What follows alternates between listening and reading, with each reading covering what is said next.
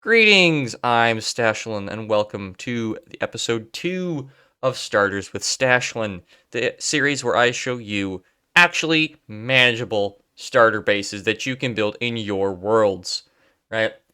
And today we are looking at the Humble Cave Home. Now, this home is synonymous with early Minecraft, both in the amount of time you've been playing the world and in the age of the game. In the earliest periods of the game, the earliest forms of it, this was something you would see commonly. It's still something you'll see today. So welcome to Cave Home version number 1. Very simple, very basic, but it gets the job done. Plenty of space for storage, and you don't even have to do much building.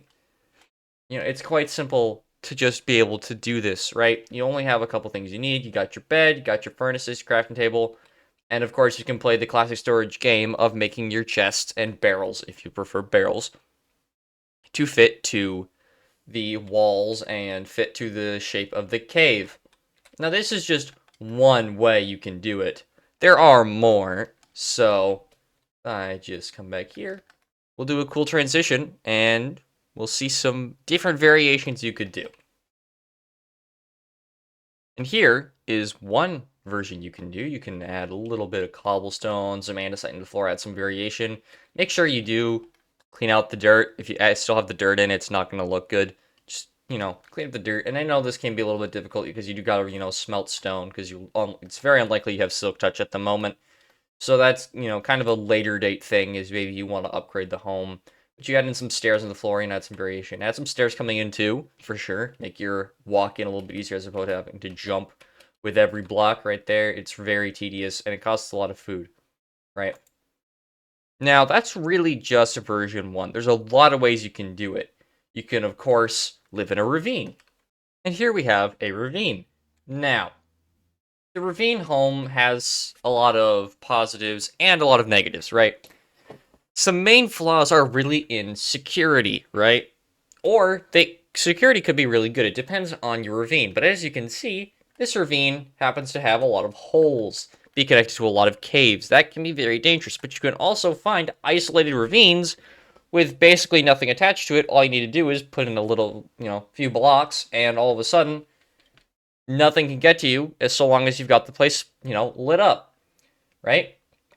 Now, some of the benefits really are in the space and automatic leveling, right? As you can see, this is one level, get a second level there, and a third level at the bottom, right? You got a ground, middle, and top floor. Pretty handily. It's very easy to design a home based off of a ravine, right? And there's so much space here. Look at all that storage that I can put in here. You can get your enchant table, got a bed, and you don't have to, have it up against the wall. You could sink it in. You could do everything sunk in like this. You could have everything up against the wall like that. I wouldn't recommend putting it all against the wall. It's pretty dangerous. Having just one block right there, pretty unsafe, but I suppose you could, just grab some fences and just get them going around here, just put them on.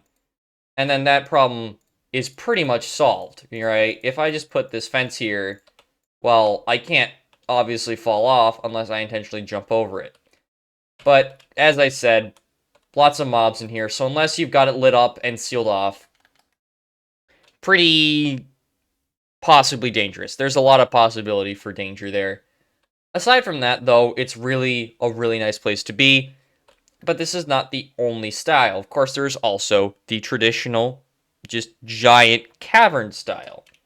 Now, the classic cavern home can be in two styles. You can have this style here, which is kind of just open planned, doing whatever. You just got, some nice storage walls. I personally love using this design for caves. I don't know why, but I figure I just randomly threw these blocks together once when I was living in a cave on a server with some friends.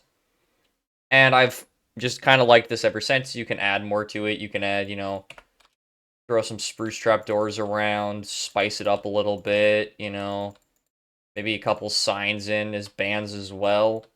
You can do what you like with it. But this design, it's very open. It's very similar to the traditional classic cave, right? You kind of just place things around as you need them. And what you could also do, if you really want to get fancy, is hang things from the ceiling. Now, that's something I don't recommend. Why? It's a great way to fall to your death and die, right? It's the same thing as if you were to build, the classic hanging in a tree's jungle home, right? Which you will see later in the series. But it has the same flaws. It's very insecure, as is this, without any, remaining torches to light up the rest of the place. It's going to be full of mobs, but lighting up the place is not so bad as doing a lot of parkour and maybe falling to your death. So unless you're really good at water buckets or you have feather falling on your boots and totems, I'd be careful. But I do believe that concludes this episode. I hope you guys enjoyed. I hope you guys got some ideas for buildings and places to put your home in the future. I'm trying to hopefully alleviate the issue of starter bases not being for people starting the game. Anyhow, remember, be smart, be safe, don't die, so you're here the next time I upload. Also, make sure to like and subscribe. If you don't like and subscribe, I will know. And there will be no cookies for you. I'm going to eat all of the cookies. You won't get any. No cookies, okay? Alright. Bye now.